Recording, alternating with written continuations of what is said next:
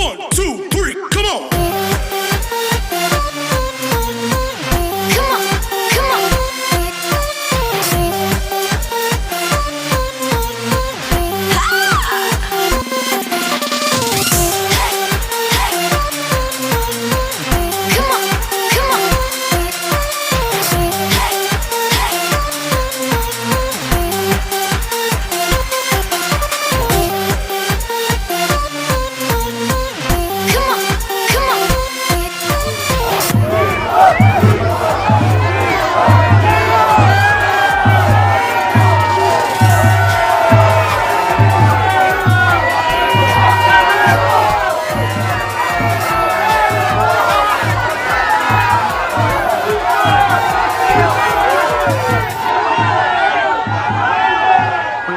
Da 77ª Assembleia Geral das Nações Unidas, senhor Antônio Guterres, secretário-geral das Nações Unidas, senhoras e senhores, chefes de Estado, de governo e de delegações. Senhoras e senhores, começo por cumprimentá-lo, embaixador Csaba Kőrösi, pela eleição para presidir esta Assembleia Geral. Esteja certo de contar com o apoio do Brasil. O tema escolhido para este debate geral gira em torno de um conceito que se aplica perfeitamente ao momento que vivemos, um divisor de águas. Senhor presidente, nossa responsabilidade coletiva nessa Assembleia Geral é compreender o alcance dos desafios que compõem esse divisor de águas e, a partir daí, construir respostas que tirem sua força dos objetivos que são comuns a todos nós. A tarefa não é simples, mas, a rigor, não temos alternativa. Esse esforço tem de começar no interior de cada um dos nossos países. Antes de tudo, é aquilo que realizamos no plano interno que dá a medida da autoridade com que agimos no plano internacional. Deixe-me falar da perspectiva do meu país. Quando o Brasil se manifesta sobre a agenda da saúde pública, fazemos isso com a autoridade de um governo que, durante a pandemia da Covid-19, não poupou esforços para salvar vidas e preservar empregos.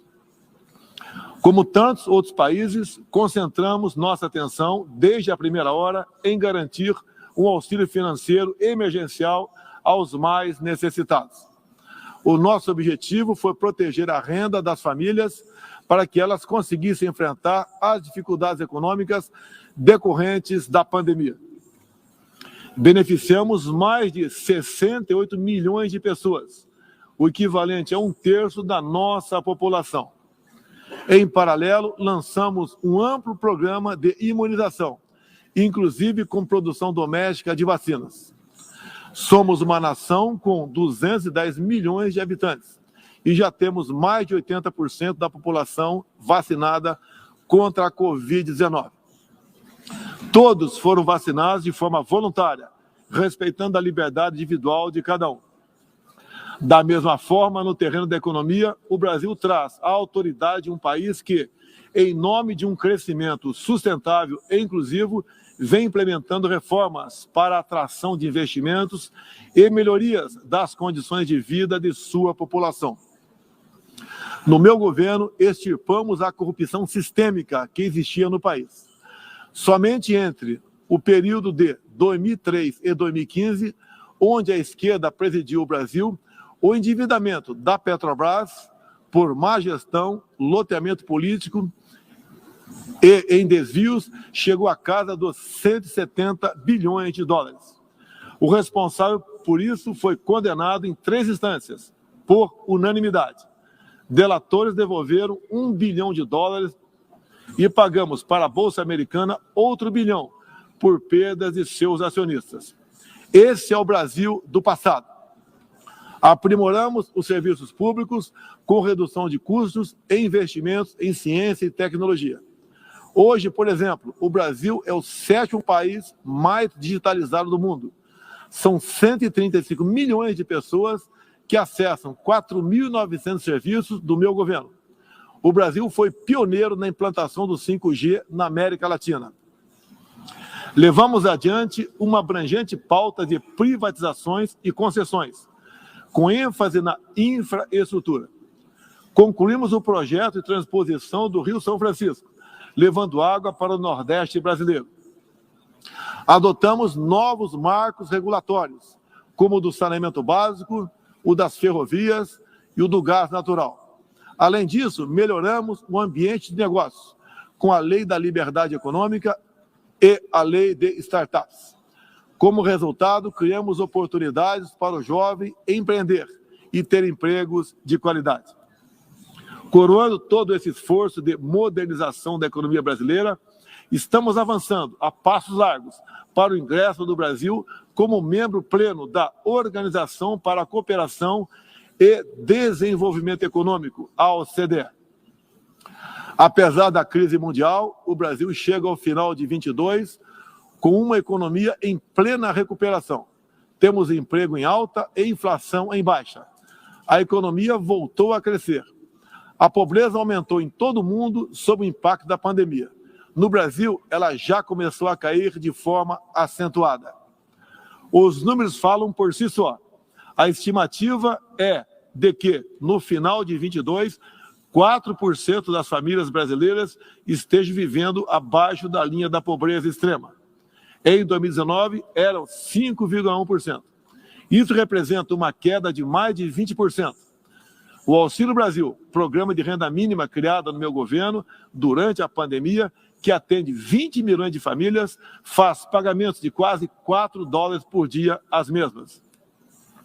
O desemprego caiu 5 pontos percentuais, chegando a 9%, taxa que não se via há 7 anos. Reduzimos a inflação com estimativa de 6% no corrente ano. Tenho a satisfação de anunciar que tivemos deflação inédita no Brasil nos meses de julho e agosto. Desde junho, o preço da gasolina caiu mais de 30%. Hoje, um litro no Brasil custa cerca de 90 centavos de dólares. O preço da energia elétrica também teve uma queda de mais de 15%. Quero ressaltar que o custo da energia não caiu por causa de tabelamento de preços ou qualquer outro tipo de intervenção federal. Foi resultado de uma política de racionalização de impostos formulada e implementada com apoio do Congresso Nacional. Em 2021, o Brasil foi o quarto maior destino de investimentos estrangeiros direto no mundo. Nosso comércio exterior alcançou a marca histórica de 39% do PIB, mesmo diminuindo ou zerando impostos de milhares de produtos. No plano interno, também estamos batendo recordes em 3 áreas: arrecadação fiscal, lucro das empresas estatais e relação entre dívida pública e PIB. Aliás, em 2021, tivemos superávit no resultado consolidado de contas públicas. O PIB brasileiro aumentou 1,2% no segundo semestre. A projeção de crescimento para 2022 chega a 3%.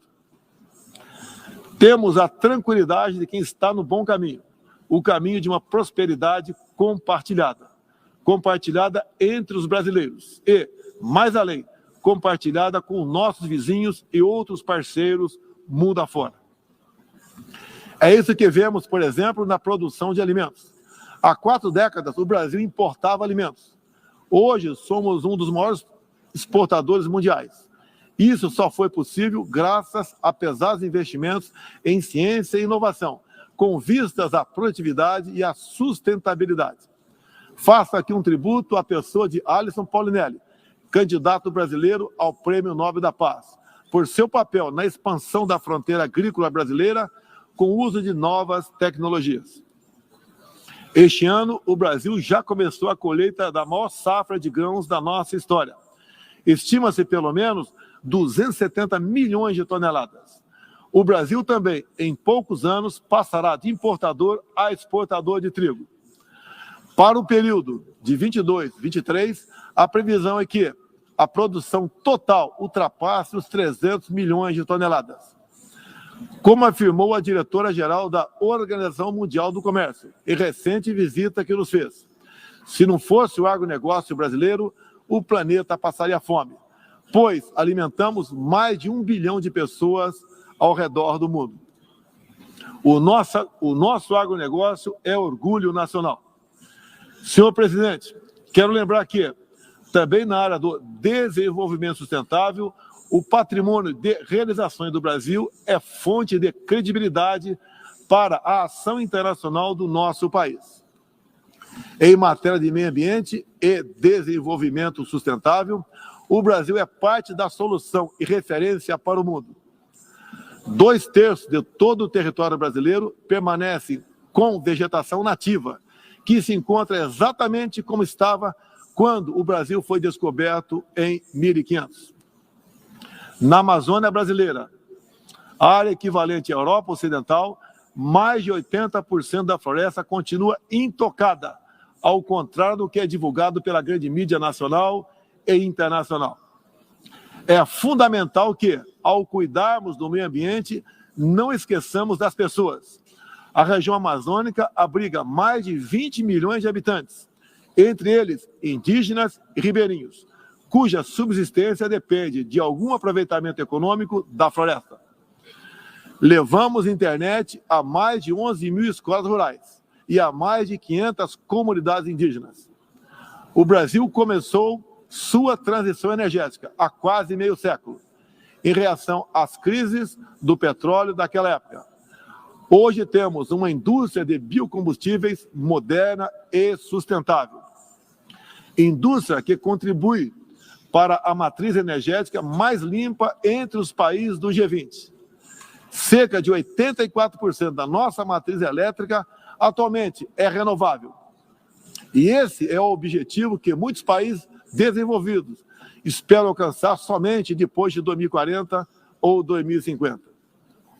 No ano passado, o Brasil foi escolhido pelas Nações Unidas como o país campeão da transição energética. Temos capacidade para ser um grande exportador mundial de energia limpa.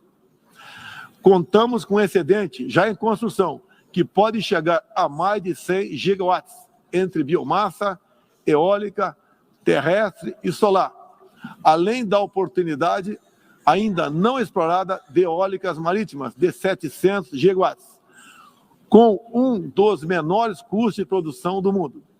Essas fontes produzirão hidrogênio verde para exportação.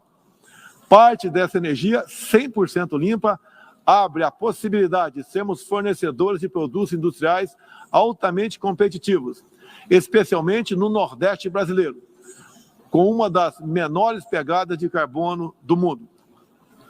A agenda do desenvolvimento sustentável é afetada, de várias maneiras, pelas ameaças à paz e à segurança internacional. Erguemos as Nações Unidas em meio aos escombros da Segunda Guerra Mundial. O que nos motivava, naquele momento, era a determinação de evitar que se repetisse o ciclo de destruição que marcou a primeira metade do século XX. Até certo ponto, podemos dizer que fomos bem-sucedidos. Mas hoje, o conflito na Ucrânia serve de alerta. Uma reforma da ONU é essencial para encontrarmos a paz mundial. No caso específico do Conselho de Segurança, após 25 anos de debates, está claro que precisamos buscar soluções inovadoras. O Brasil fala desse assunto com base em uma experiência que remonta aos primórdios da ONU. É pela 11ª vez que ocupamos assento não permanente no Conselho. Temos buscado dar o melhor de nós para a solução pacífica e negociada dos conflitos internacionais, sempre guiados pela Carta da ONU e pelo direito internacional. O Brasil também tem um longo histórico de participação em missões de paz da ONU. De Suez a Angola, do Haiti ao Líbano, sempre estivemos ao lado da manutenção da paz. Também contribuímos para a paz ao abrirmos nossas fronteiras para aqueles que buscam a chance de reconstruir suas vidas em nosso país. Desde 2018, mais de 6 milhões de irmãos venezuelanos foram obrigados a deixar seu país. Muitos deles vieram para o Brasil. Nossa resposta a esse desafio foi a Operação Acolhida, que se tornou referência internacional. Já são mais de 350 mil venezuelanos que encontraram em território brasileiro assistência emergencial, proteção, documentação e a possibilidade de um recomeço. Todos têm acesso ao mercado de trabalho, a serviços públicos e a benefícios sociais. Nos últimos meses, chegam por dia ao Brasil a pé cerca de 600 venezuelanos, a grande maioria dos quais mulheres e crianças, pesando em média 15 quilos a menos do que tinham antes, fugindo da violência e da fome. A política brasileira de acolhimento humanitário vai além da Venezuela. Temos também recebido haitianos, sírios, afegãos e ucranianos. Senhor presidente, o conflito na Ucrânia já se estende por 7 meses e gera apreensão não apenas na Europa, mas em todo o mundo. Quero, em primeiro lugar, renovar o agradecimento do Brasil aos países que ajudaram na evacuação de brasileiros que se encontravam na Ucrânia quando começou o conflito. Refiro-me especialmente à Eslováquia, Hungria, Polônia, Romênia e República Tcheca. A operação foi exitosa. Não deixamos ninguém para trás, nem mesmo seus animais de estimação. Diante do conflito em si, o Brasil tem se pautado pelos princípios do direito internacional e da Carta da ONU. Princípios que estão consagrados também em nossa Constituição. Defendemos um cessar-fogo imediato, a proteção de civis e não combatentes, a preservação da infraestrutura crítica para assistência à população e a manutenção de todos os canais de diálogo entre as partes em conflito. Esses são os primeiros passos para alcançarmos uma solução que seja duradoura e sustentável. Temos trabalhado nessa direção. Nas Nações Unidas e em outros fóruns, temos tentado evitar o bloqueio dos canais de diálogo, causado pela polarização em torno do conflito. É nesse sentido que somos contra o isolamento diplomático e econômico. As consequências do conflito já se fazem sentir nos preços mundiais de alimentos, de combustíveis e de outros insumos. Esses impactos nos colocam a todos na contramão dos objetivos do desenvolvimento sustentável. Países que se apresentavam como líderes da economia de baixo carbono, agora passaram a usar fontes sujas de energia. Isso configura um grave retrocesso para o meio ambiente. Apoiamos todos os esforços para reduzir os impactos econômicos dessa crise. Mas não acreditamos que o melhor caminho seja a adoção de sanções unilaterais e seletivas, contrárias ao direito internacional. Essas medidas têm prejudicado a retomada da economia e afetado os direitos humanos de populações vulneráveis, inclusive em países da própria Europa. A solução para o conflito da Ucrânia será alcançada somente pela negociação e pelo diálogo. Faço aqui um apelo às partes, bem como a toda a comunidade internacional. Não deixe escapar nenhuma oportunidade de pôr fim ao conflito e de garantir a paz. A estabilidade, a segurança e a prosperidade da humanidade correm sério risco se o conflito continuar. Senhor presidente, tenho sido um defensor incondicional da liberdade de expressão. Além disso, no meu governo, o Brasil tem trabalhado para trazer o direito à liberdade de religião para o centro da agenda internacional de direitos humanos. É essencial garantir que todos tenham o direito de professar e praticar livremente sua orientação religiosa, sem discriminação. Quero aqui anunciar que o Brasil abre suas portas para acolher os padres e freiras católicos que têm sofrido perseguição do regime ditatorial da Nicarágua. O Brasil repudia a perseguição religiosa em qualquer lugar do mundo.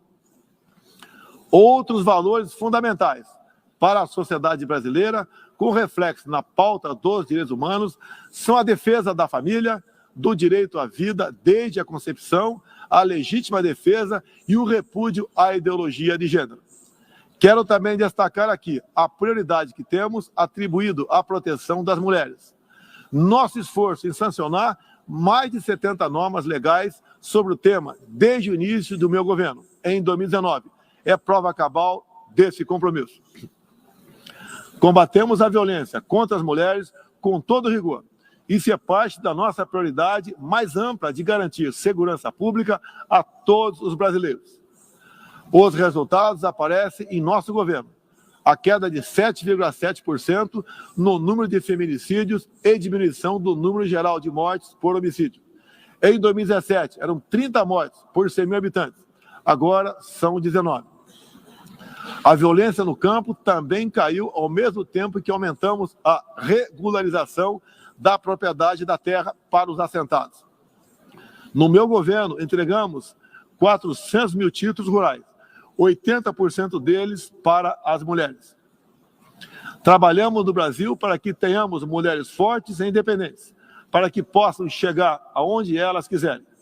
A primeira-dama, Michele Bolsonaro, trouxe novo significado ao trabalho de voluntariado desde 2019, com especial atenção aos portadores de deficiências e doenças raras. Senhor presidente, senhor secretário-geral, senhoras e senhores, chefe de Estado e de governo, senhoras e senhores, neste 7 de setembro, o Brasil completou 200 anos de história como nação independente. Milhões de brasileiros foram às ruas, convocados pelo seu presidente, trajando as cores da nossa bandeira. Foi a maior demonstração cívica da história do nosso país. Um povo que acredita em Deus, pátria, família e liberdade. Muito obrigado a todos os senhores.